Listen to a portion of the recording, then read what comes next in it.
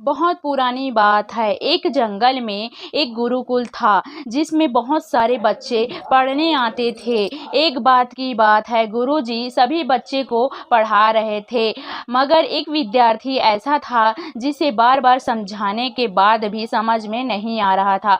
गुरुजी को बहुत तेज गुस्सा आया और उन्होंने उस विद्यार्थी से कहा, जरा अपनी हथेली तो दिखाओ बेटा। विद्यार्थी ने हथेली गुरुजी के आगे कर दी। हथेली देखकर गुरुजी बोले, बेटा तुम घर चले जाओ, आश्रम में रहकर अपना समय व्यर्थ मत करो, तुम्हारे भाग्य में विद्या नहीं है। शिष्य ने पूछा, क्यों गुरुजी? गुरुजी ने कहा, तुम्हारे हाथ में विद्या की रेखा नहीं है। गुरुजी ने एक होशियार विद्यार्थी की हथेली को उसे दिखाया और कहा, देखो ये है विद्या की रेखा, यह तुम्हारे हाथ में नहीं है, इसलिए तुम समय नष्ट न करो और घर चले जाओ और वहाँ अपना कोई और काम देखो।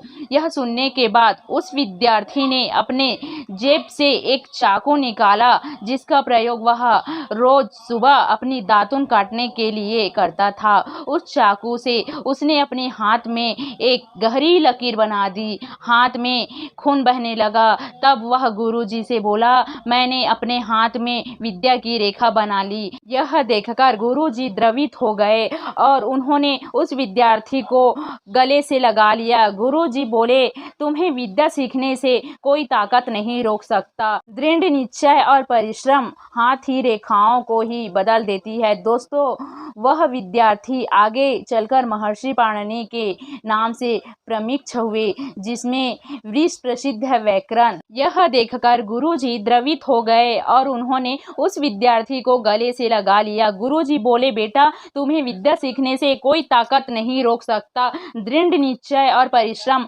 हाथ ही रेखाओं को बदल देती है। दोस्तों, वह विद्यार्थी आगे चलकर महर्षि पाणिनि के नाम से प्रसिद्ध हुए, जिसमें वृक्ष प्रसिद्ध व्याकरण अष्टाध्यायी की रचना की है। इतनी सदियां बीत जाने के बाद भी आज 2700 वर्षों बाद भी विश्व की किसी भी भाग में ऐसा उत्कृष्ट और पूर्ण व्याख्या का ग्रंथ अब तक नहीं बना।